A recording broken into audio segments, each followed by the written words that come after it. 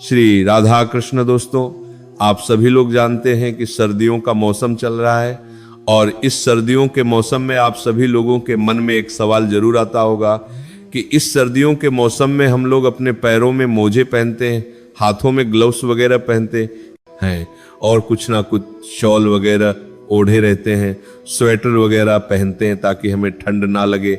और उसी बीच हम लोग बाथरूम का भी उपयोग करते हैं, शौच का भी उपयोग करते हैं। और क्या इसके बाद भी हम लोग शुद्ध रहते हैं? क्या इसके बाद भी हम लोग भगवान के मंदिर के अंदर प्रवेश कर सकते हैं? क्या इसके बाद भी हम लोग दिया बाती कर सकते हैं शाम के समय? क्योंकि दोस्तों, सुबह के समय की तो कोई दिक्कत होती नहीं है। सुबह तो कोई भी चीज हो, आप लोगों को स्नान ही करना है और स्नान करने के बाद ही आप लोग पूजा पाठ जो भी है वो आप अपने घर का करते हो और शिव जी के मंदिर जाकर करना है तो वैसे करते हो, या कोई भी मंदिर में जाकर आप लोग पूजन पाठ करते हो तो वो स्नान करके ही जाते हो सुबह के समय। तो देखो, ज्यादातर लोगों को सुबह के समय तो कोई परेशानी नहीं होती है, पर शाम के समय परेशानी ये निकल कर आ जाती है। उनके मन में ये सबसे बड़ा सवाल खड़ा हो जाता है कि अगर आज मैं अपने घर की दियाबाती कर रही हूं कि तो क्या आज मैं शुद्ध हूं? क्या आज मैंने कोई ऐसा काम किया जिससे मैं अशुद्ध हो गई? तो दोस्तों, ये सवाल जो है आपके मन में जरूर घूम रहा हो, क्योंकि और मौसम में क्या होता है कि पूरे दिन भले ही हम बाथरूम जाएं, सोच जाएं, कहीं पर भी जाएं तो नहाना भी संभव हो जाता है और हाथ मुंह धोना भी संभव हो जाता है। लेकिन ठंड के मौसम में क्या होता है कि भाई पानी बहुत ज्यादा ठंडा होता है, कुछ लोगों को दिक्कत परेशानी भी होती है, पर उनके मन का ऐसा भाव होता है कि भाई उनको दिया बाती जरूर करना है, उनको अपने घर की पूजा जरूर करना है, उनको मंदिर में जा कर दिया बाती जरूर करना है। ठीक है, तो उस जगह पर उन लोगों के मन में ये एक मन ही मन में भाव बन जाता है, क्या हम अशुद्ध हो गए? क्या अब हम मंदिर नहीं जा सकते? क्या अब हम दिया बाती नहीं कर सकते? तो इन सारी सवालों का जवाब आपको इस वीडियो में मिलने वाला है। तो अगर आप लोग भी ऐसी कुछ बातें सोचते हैं कि पूरे दिन भर में आपने अगर बाथरूम का इस्तेमाल किया है, शौच का इस्तेमाल किया है, क्या उसके बाद भी आप लोग अपने घर की पूजन कर सकते हो, अपने घर की दिया बाती कर सकते हो? क्या उसके बावजूद भी आप लोग मंदिर जाकर पूजन पाठ कर सकते हो? तो इसका जवाब हम आपको सबसे पहले दे देते हैं, है ना। तो देखो, और मौसम में क्या होता है, कोई दिक्कत नहीं होती। गर्मी का मौसम या सामान्य मौसम में हम लोग हाथ मुंह या नहा भी लेते हैं तो कोई हमें उतनी परेशानी नहीं होती है। पर सर्दियों के मौसम में पानी बहुत ज्यादा ठंडा होता है, जो बुजुर्ग होते हैं उनको भी परेशानी होती है, क्योंकि पूजन पाठ घर की जो माताएं बहनें होती हैं उनका एक बहुत ही अहम हिस्सा होता है। वो उसके बिना एक तरीके से रह ही नहीं पाती है, उनको प्रतिदिन पूजन पाठ करना होता है ना। और इसी बीच बात आती है शुद्धता की। अब देखो, सर्दियों के मौसम में क्या होता है, हम मोजे भी पहने रहते हैं। कुछ लोगों की हम पहले बात कर लेते हैं। कुछ लोग मोजे पहने रहते हैं, ग्लव्स पहने रहते हैं, स्वेटर पहने रहते हैं, साल ओढ़े रहते हैं, और उसी बीच में वो लोग सभी बाथरूम वगैरह का इस्तेमाल करते ही करते हैं, है ना। तो उस जगह पर क्या आपके कपड़े शुद्ध होते हैं? क्या आप शुद्ध होते हो? क्या उसके बाद भी आप लोग पूजन पाठ कर सकते हो? सबसे पहले हम लोग ये जानते हैं। देखो, एक बात तो आप समझ लो कि सुबह के समय तो सभी लोग स्नान करते हैं। सुबह के समय तो कोई बात ही नहीं है कि आप लोग बिना स्नान करे कोई काम करते होगे। सुबह स्नान करने के बाद ही आप लोग पूजन पाठ में प्रवेश करते होंगे, अपने घर की पूजन करते होंगे, मंदिर में जाकर पूजन पाठ करते होंगे। तो सुबह की तो कोई दिक्कत वाली बात नहीं है। सुबह तो स्नान करने के बाद ही, चाहे ठंडे पानी से करो चाहे गर्म पानी से करो, सुबह स्नान करने के बाद ही आप सभी लोग जो है शुद्ध होते हैं और उसके बाद ही आप लोग पूजन पाठ करते हो। ये बात हमें आपको बताने की ज्यादा जरूरत नहीं है। बात आती है पूरे दिन के बाद में, शाम के समय प्रदोष काल में, क्योंकि सुबह के बाद जब हम पूजन कर लेते हैं तो पूजन करने के तामनेते के कार्य करते हैं, बाद फिर हम लोग बाथरूम का ज्यादा इस्तेमाल करते हैं। ठीक है, पूरे दिन में सभी लोग बाथरूम का इस्तेमाल तो करते ही करते हैं, है ना। और कुछ लोगों का ये भी सवाल रहता है, जो कि विशेष रूप से पुरुष का भी होता है, महिलाओं का होती है, महिलाओं का भी होता है, क्योंकि कई सारे लोग बाहर जाकर जॉब करते हैं। तो भाई, बाहर जाकर जब जॉब करते हैं तो क्या उस जगह पर भी वो अशुद्ध हो जाते हैं? क्या उन्हें आकर नहाना ही चाहिए या नहीं नहाना चाहिए, ये भी हम जानेंगे। देखो, सबसे पहली चीज आप लोग ये बात समझ लो कि आप लोग अगर पूरे दिन भर में कभी भी बाथरूम का इस्तेमाल कर रहे हो, जैसे कि आप लोग घर पे हो, पहले हम घर के नियम की बात करते हैं कि नियम क्या कहता है शुद्धता के लिए। देखो, सबसे पहले अगर आप लोग घर पर हो, माताएं बहनें हैं जो कि घर पर ही हैं और वो बाथरूम का इस्तेमाल करें, सुबह आपकी पूजन हो गई, स्नान करने के बाद शुद्ध है आप लोग, अब कोई दिक्कत नहीं है, ठीक है। अब इसके बाद में पूरा दिन आपके पास है, पूरे दिन में अब आप लोग बाथरूम का इस्तेमाल करोगे और बा का इस्तेमाल करने के बाद आपके बाद फिर शाम का समय आएगा, तो शाम के समय आपके मन में यह सवाल जरूर आएगा, क्या हम अभी शुद्ध हैं, क्या अब हमें नहाना पड़ेगा या नहीं नहाना पड़े, क्योंकि हमने बाथरूम का इस्तेमाल किया है। तो देखो यहाँ पर नियम क्या क्या, पूरे दिन में जितनी भी बार बाथरूम इस्तेमाल कर रहे हो, है ना, आप जब भी बाथरूम जाओ, जैसे ही बाथरूम से बाहर आओ तो आपको क्या करना है कि अपने हाथ धोना है सबसे पहले, तो उसके बाद अपने पैर धोना है और मुंह से 3 बार कुल्ला करना है। मतलब कि अपने मुंह के अंदर 3 बार पानी डालकर कुल्ला करना है। 3 बार कम से कम करना है और 3 बार से ज्यादा भी कर सकते हो, है ना। अब यहां पर दोस्तों आप लोगों को ये काम करना ही होता है। अगर आप लोग बाथरूम का इस्तेमाल कर रहे हो, क्या कर रहे हो, बाथरूम का इस्तेमाल कर रहे हो, अब ऐसा नहीं है कि आप लोगों ने जो कपड़े पहने हुए हैं वो कपड़े भी आप लोग धो डालो, नहीं नहीं, उस जगह पर ऐसा नहीं होगा। आप ऐसा कर सकते हो कि थोड़ा सा गंगा जल लो, थोड़ा सा आप अपने ही घर में किसी अच्छे से जगह पर वहां पर रख लो, और जैसे ही आप लोग बाथरूम का इस्तेमाल करते हो तो आप लोग क्या करो, सबसे पहले तो आपको नियम यही कहता है कि आपको हाथ मुंह धोना चाहिए। मतलब कि हाथ धोना चाहिए, पैर धोना चाहिए, साबुन से धोने की जरूरत सादा ऐसे ही हाथ धोना चाहिए, पैर धोना चाहिए। उसके बाद 3 बार कुल्ला करना चाहिए, ये काम किया। उसके बाद में आप चाहो तो थोड़ा सा अपने ऊपर पानी वगैरह भी छिड़क सकते हो। इसके बाद में आप एक तरीके से शुद्ध हो जाते हो। पर जब भी आपका मन नहीं मानता है कि नहीं अभी हम शुद्ध नहीं हुए हैं क्योंकि हमने बाथरूम का इस्तेमाल किया है, तो उस जगह पर फिर आप लोग अपने ऊपर जाकर थोड़ा सा गंगा जल छिड़क सकते हो, है ना। ऐसा करने की वैसे जरूरत नहीं है। ये गंगा जल आप जब छिड़क लेना, जब आप लोग शाम के समय की दिया बाती करो या पूजन पाठ के कार्यों में जाओ, है ना, तो उस समय बस आप लोग एक बार गंगा जल छिड़क सकते हो। बाकी अगर आप लोग बाथरूम जा रहे हो तो बाथरूम जाने के बाद बस अगर आप लोग हाथ धो रहे हो, पैर धो रहे हो, 3 बार कुल्ला कर रहे हो तो भी आप लोग एक तरीके से शुद्ध माने जाओगे, ठीक है। या वहीं पर थोड़े अच्छे से जल्द से जो है आप लोग अपने ऊपर थोड़ा सा जल छिड़क लेना। अब यहाँ पर दोस्तों एक और बात निकल कर आती है कि भाई हमने अपने पैर में मोजे पहने हुए हैं, हमने अपने पैर में मतलब कि हाथों में ग्लव्स पहने हुए हैं, स्वेटर वगैरह उड़े हुए हैं, तो उस जगह पर क्या करेंगे। तो देखो उस जगह पर आप लोग मात्र ये करोगे कि वैसे नियम तो यही कहता है कि आप लोगों को बाथरूम से आने के बाद जो है हाथ पैर जरूर धोने चाहिए।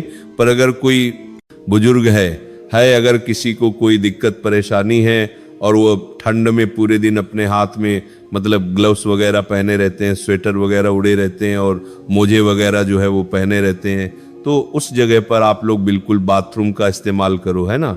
और बाथरूम के इस्तेमाल करने के बाद आपके हाथ भी मतलब हो सके तो हाथ धो लो, अन्यथा कुल्ला तो आप लोग जरूर करो, ठीक है। अब कुल्ला आप लोगों ने कर लिया, अब देखो पूरे दिन भर तो आप ऐसे कर लेना, पर जब आपके शाम के समय पूजन का समय आए तो पूजन के समय से कुछ समय पहले आप लोग क्या करना कि अपने ग्लव्स उतार कर एक साइड रखना, अपने मोजे उतार कर एक साइड रखना और अब जाकर अच्छे से हाथ मुंह धोना।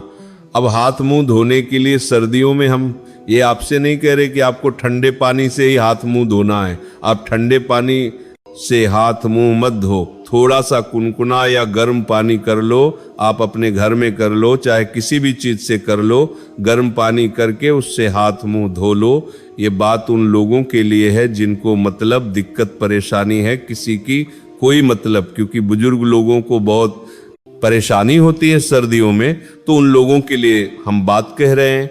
या अगर आपको भी कोई दिक्कत परेशानी है पूरे दिन भर में हाथ पैर धोने से या कुल्ला करने से, तो सिर्फ आप यही कर से है, कहते हो कि पूरे दिन भर आप लोग अपने हाथ पैर में मोजे, मगर अगर पहने हुए हो तो ये बात आप लोगों के लिए ठीक है।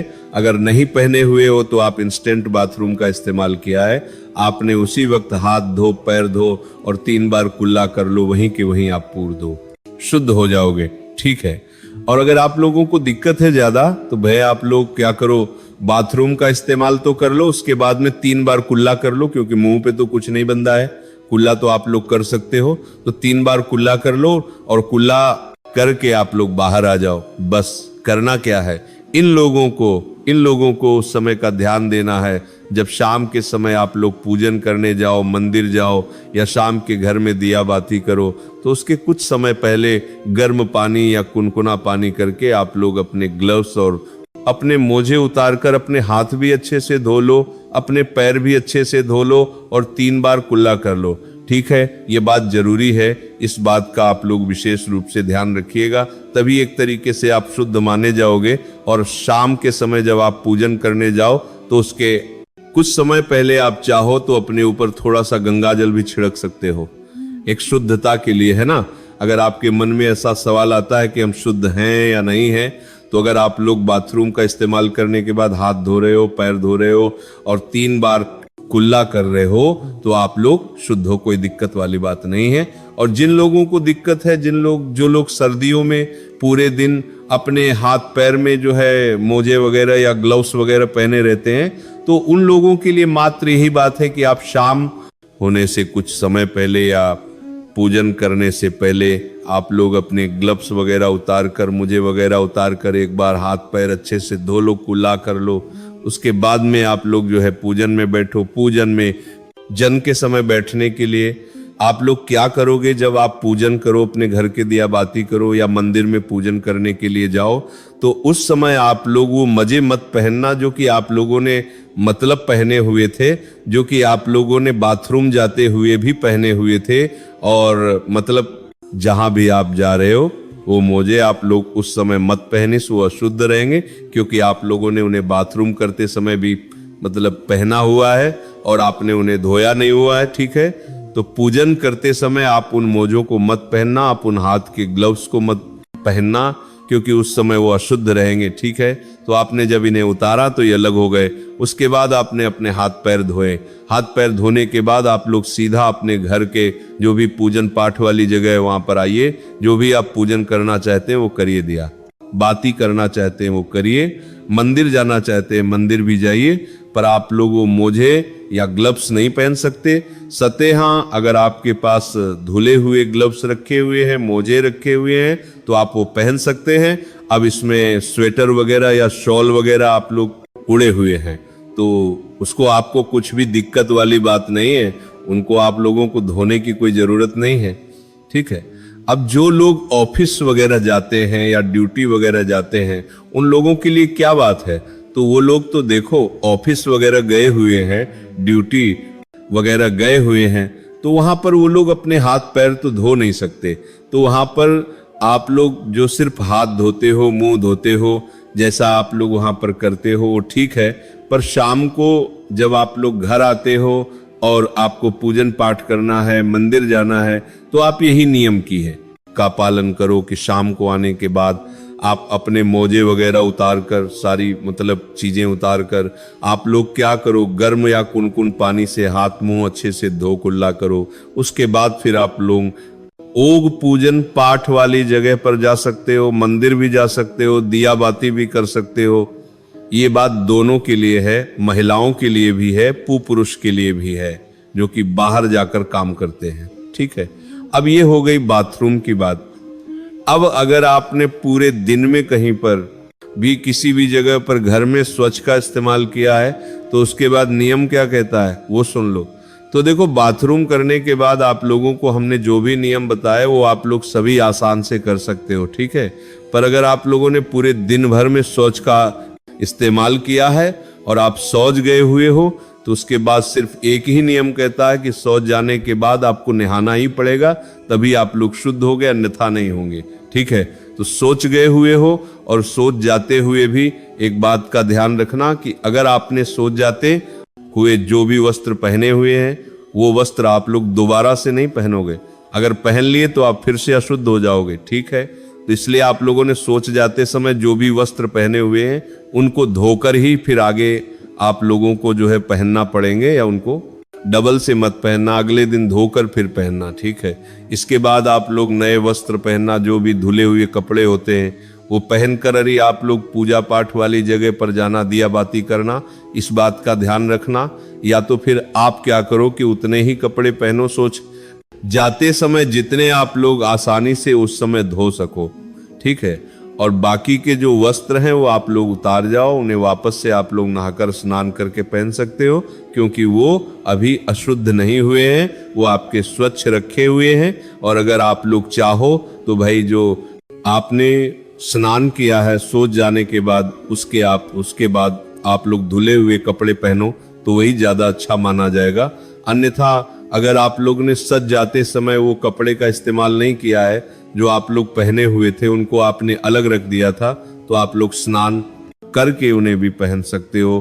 पर जो कपड़े आपने सच जाते समय इस्तेमाल किए होंगे, पहने हुए होंगे, उन्हें आप दोबारा से नहीं पहन सकते।